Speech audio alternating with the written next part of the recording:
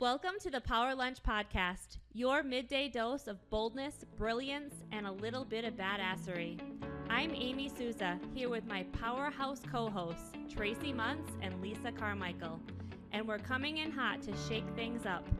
Each week, we dish out bite-sized, high-impact conversations on business, health, purpose, wealth, and the wild, beautiful chaos in between. Whether you're building your dream, rebooting your story, or just catching your breath, this is your space to get grounded, inspired, and reignited. This isn't just another podcast, it's your power move. Let's go. Ladies, welcome back to the Power Lunch Podcast. Amy, Tracie, and Lisa, me.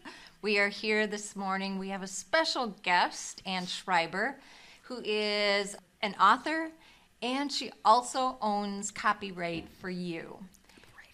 Copywriting for You. I love it. She also probably does editing, I would have to guess. So she just edited me. I love it. Thank you. Copywriting for You. And what have you noticed, Ann, when it comes to female entrepreneurs and having the courage to come to their own voice, with their messaging, that you're interviewing people, you're hearing their message, but I think you're pulling things out that people don't really naturally share. I think one of the great things about being a copywriter and my approach to work is that I get to work with a lot of different business owners from a lot of different companies. And when I'm talking to female solopreneurs or small business owners, especially about writing a blog or revising the content on their website, they're always afraid to toot their own horn. And I want to help them get over that, because at the end of the day, there are hundreds of thousands and millions of posts and websites out there that you are competing against. So even if you believe that your business is very unique, there's a good chance that someone else out there is doing something similar to you. So what is it about your approach that makes you different? What is it that gives you pride? What do you wake up every morning and say, I am so excited to do this, and why? And that's the stuff that we want to put into their messaging, because we want to help them stand out. And I want women to get over this fear, being able to claim their right and their place in the game, right? They have a role. They have something really cool to offer, and there is something out there that people want. And if they can't show their ambition, if they can't take pride in that, they're not going to stand out. Yeah. And what is the biggest mistake you see right now in business messaging? Oh, wow. That's an interesting question in 2026. Yes. There's a lot of different ways I can approach that. I think the biggest mistake I'm seeing is vanilla content. Okay. And you can look at that from a lot of different perspectives. And I don't want to take a whole lot of time talking about artificial intelligence, because that could easily be a runaway train. But that's probably the biggest thing, as people are experimenting with AI and they don't really know what it can do for them and how it can work against them, and it's resulting in a lot of vanilla content. But human writing can also be very vanilla. And it also goes back to what you asked me before about trying to get business owners to be willing to toot their own horn. And the way to get over vanilla and turn it into something tasty and palatable is to really speak to what makes you different. What is your opinion? What do you feel? And why should people engage with you versus somebody else? Mm-hmm. Why do you think that is? Is it because we're just so busy doing everything and we're not really thinking enough about our messaging as business owners? So I do work mostly, like I said, with solopreneurs and small business owners. And in those cases, everyone's trying to take on everything on their own. And so they look at content as a box to check versus a strategy that can really help them get legs. And so I think it's rushing the content because they want to say something, but not really thinking about how they want to say it and why it's so important. So the what is absolutely critical, but you need to think about everything else. It really goes back to those 5 W's: the who, what, when, where, and why. What makes you stand out? Mm-hmm. Well, what about confidence? Well, people need to get over their fear of confidence. I think that, again, I keep going back to this: be willing to toot your own horn. Why is what you have to offer so great? Talk about it. and be excited about it. People Absolutely. love enthusiasm. They love to see something really cool on a website. They love to see that in a blog. And that's what's going to keep them reading. If they just see that you're offering the exact same thing as the guy down the street, they're going to move on. But if you say something funny, or if there's something that takes them back to a place in time, or helps solve their problem, or answer a question that they have, they're going to stick with you and they're going to want more. Absolutely. I get sucked into this one email writer every time, and I shouldn't, but all of a sudden I catch myself reading her content because she's always telling a personal story about her family. Why do I care about her family? But now I'm invested. Now I have to see what's going on. But let's switch it up a little bit. I've heard mixed messaging about SEO. That now with AI, that SEO is not important. But what's your take on that?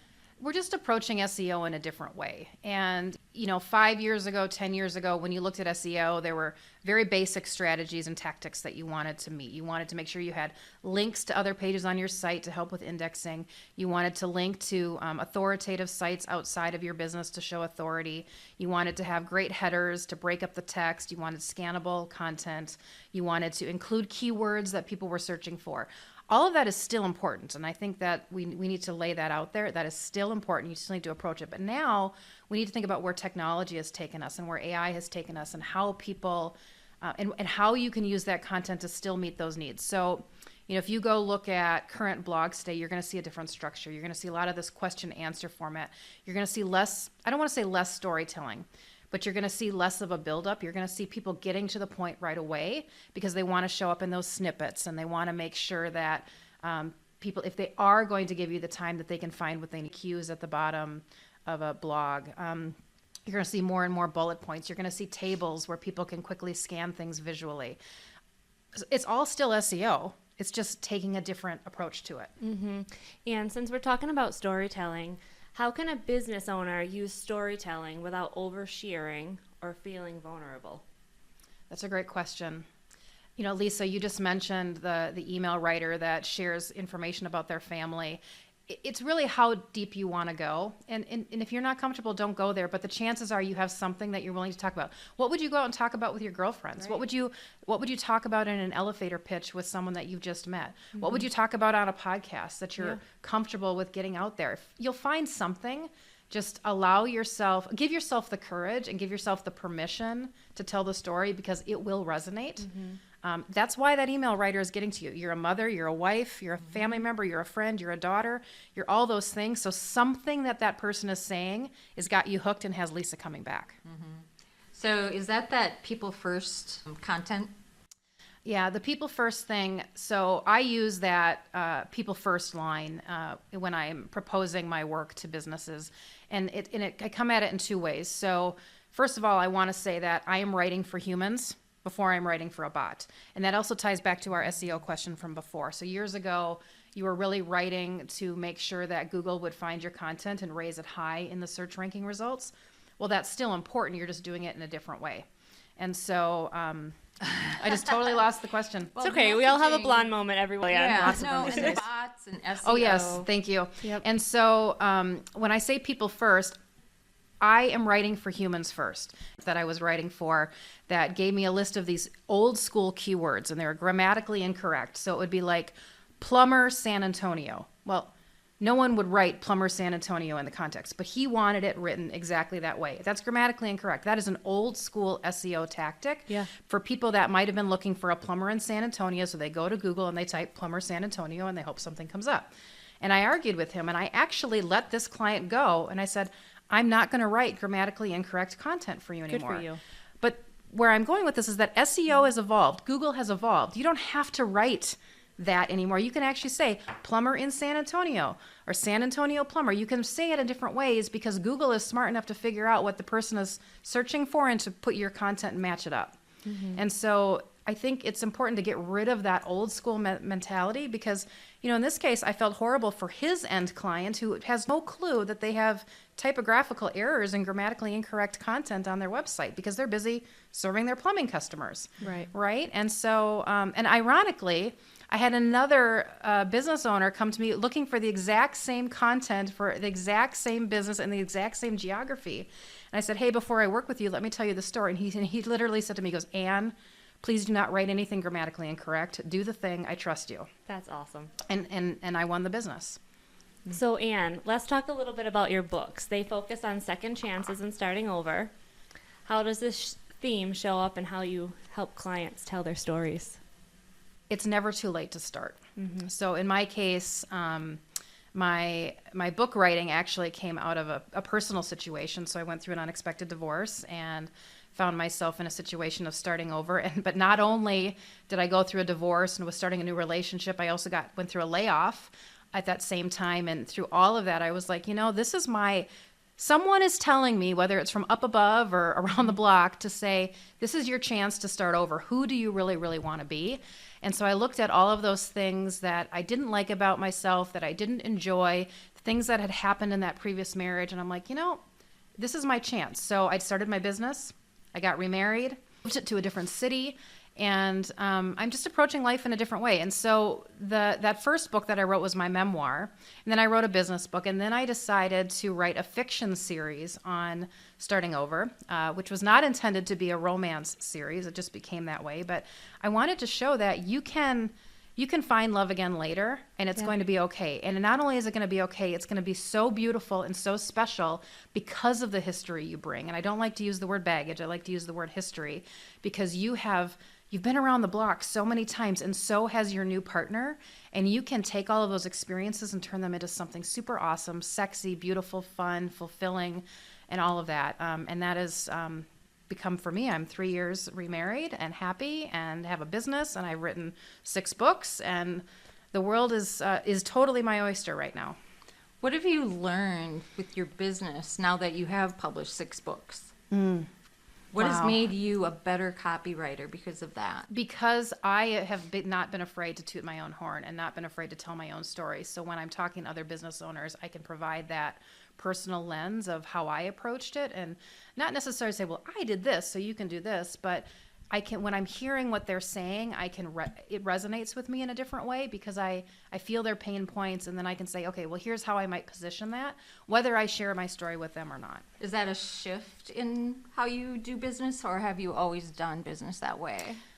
Well, it's important to mention that I just became a full-time copywriter back in 2023. Before that, I was head of marketing. I was, vice president of sales and marketing for a lot of different organizations. So I was never in the opportunity to fully own my own business. Even though I was in a role of leadership, I was still following another company's rules, guidelines, organizational structure. So all of this kind of came out recently.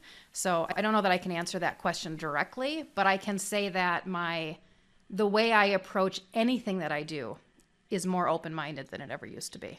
I love that, because I think we have a way of complicating things. We do. Mm-hmm. And by becoming an author, a published author, you probably have had that in, well, I know you, Ann, and I know you've always had reading books, you've been a journaler for life, and at some point you probably realized that I'm overcomplicating things. I can do this. And you did it. And that's the same thing I tell business owners, even when they're thinking about getting started with the blog or writing a book. Like right now, I'm actually ghostwriting a book for somebody. And I tell them, don't overthink it. Let's just get your thoughts out there, and then we'll figure out how it's going to tell the story later. But just right now, share what you're feeling, because that's what's going to resonate with other people, versus if you're try not to overthink how I say it. I'm just trying to say what I feel. I love that, because we want to be polished. We want to sound good with everything that we say. Yes, but polish can get in our way. It's okay to come back to something and say, you know what? I said this before, but now that I'm thinking about it, I might want to approach that in a different way, because that's what makes us human. That's what gets people listening. And that's what says, oh, I'm kind of like that too. When we come across with these structured, formal answers, it's just dry. That's the vanilla. Mm-hmm. Do you ever make mistakes, Ann? All the time. No way. You come across. All the time.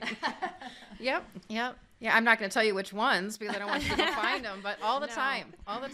Yep. I see you as very polished, that you do come across as you've got things figured out. But I also know you've gone through School of Hard Knocks to get to where you're at right now. Yeah. I think part of that just comes with my personality type and the career that I had for all of those years before I do what I do now. You know, when you're in a role of leadership for a major organization, you know, you represent that organization in everything that you do. And I worked for brands like FICO and Experian. You can't come into a room not being totally on your game when you're representing a brand that is that important for every single American consumer, right? You know, it's, but now, so yeah, I mean, I think that some of that just comes from my history. But yeah, I mean, going back to your question, I make mistakes every single day. I can't even think of the number I've already made today, but there's been plenty, right? That's like the time. And you just have to own it, you know? It's like the time when we were talking with my father-in-law, my sister-in-law goes, "You sin. I can't believe you would ever sin." And, you know, we're all human. We're all human. But well, that's when we get to have our conversations with whoever the day and ask for forgiveness and ask to be set on the straight path the next day. And I do that every day as well. Like, don't let me do this again tomorrow, please. Yeah. And thank you very much for all of that you've been sharing today. I really, it really resonated with me, and I'm sure it'll resonate with the women on the other side. One of the, while I was scrolling yesterday, I came across a reel, and it says, "It's not your lack of ability, it's your lack of visibility." And it was, I actually was journaling about it this morning, thinking that was the last thing I went to sleep thinking. It's not about your lack of ability, it's about your lack of visibility. How can you show up differently today? And that was my journal prompt for today, is how can I be visible, not knowing, having confidence in my ability and my wisdom, and also being aware that doesn't always, that fear is not, being at the precipice of something and feeling fear is not because it's something I'm not supposed to do. Mm-hmm. It's something that is just new to me. So those two things really resonated with me today. And then you articulated it in such a beautiful way. As we close out, I would really love for you to maybe give me guidance on how to step across that. I know my ability. I know I have a message in my heart. I know that I've worked really hard to get to the place that I am today, and I think that that it would help others. What would be something I could do, based on you giving me that advice today, to be a little bit more visible? Wow, you just said so much. I almost feel like I could answer in 10 minutes, because I also want to really quickly acknowledge what you wrote in your journal today. And I wish you mentioned, because I added all these question prompts for people, and that would have been a beautiful question prompt. You know, when I was writing a book about how you persevere through your darkest time and how you reinvent yourself and become somebody new. You know, I love where you're going with the journaling. And I think that a lot of people underestimate the power of that. So my first thing is, I'm going to tell you, keep doing it. One thing that I learned through therapy and going through what I went through several years ago is that process of being willing to write down all of those things that you're feeling. It doesn't have to be perfect. It doesn't have to be polished. It doesn't have to be scripted, but write down what you're feeling, memorialize it, shelve it, and put it in your rearview mirror so that you can move forward. And remember, I've done that work, and now I'm going to move forward with everything I've learned from it. And as far as being visible, you're doing it. Think about all the things that you're doing to become more visible, with the glass ceiling, with this podcast in and of itself, and creating a name and introducing other people that maybe inspire you, that you've learned from, or that you want to help. All of those are indirectly making you more visible. I'm also going to tell you, as a copywriter, are you blogging? Are you talking about yourself online? How are you engaging on social media platforms where everybody is? This is your chance to find a voice. You don't always have to say the right thing, but saying something will resonate with somebody. I love it. Thank you so much. And is there anything you want to end us with? We could talk for another, 3 hours as we tend to do. So I would just say, whether you're a female or a male, if you're a business owner, a solopreneur, small business owner, and you are looking to gain visibility and cut through the noise of all the other competitors out in your market, a great place to start is through all of that online content. And if you're looking for someone, I'm happy to help. And thank you for everything you do. I truly value you and appreciate you, and thank you for helping all of our business owners in the community. Thank you. It's been so much fun. All right, let's go. Thank you so much for joining us for today's episode. If something we shared sparked a new idea, gave you a fresh perspective, or simply made you feel seen, we'd love for you to pass it on. Share this episode with a friend, a colleague, or a fellow powerhouse woman who's walking her own journey. And if you haven't yet, don't forget to subscribe so you'll never miss an episode. Until next time, keep showing up, keep rising, and remember, there's no ceiling you can't break through.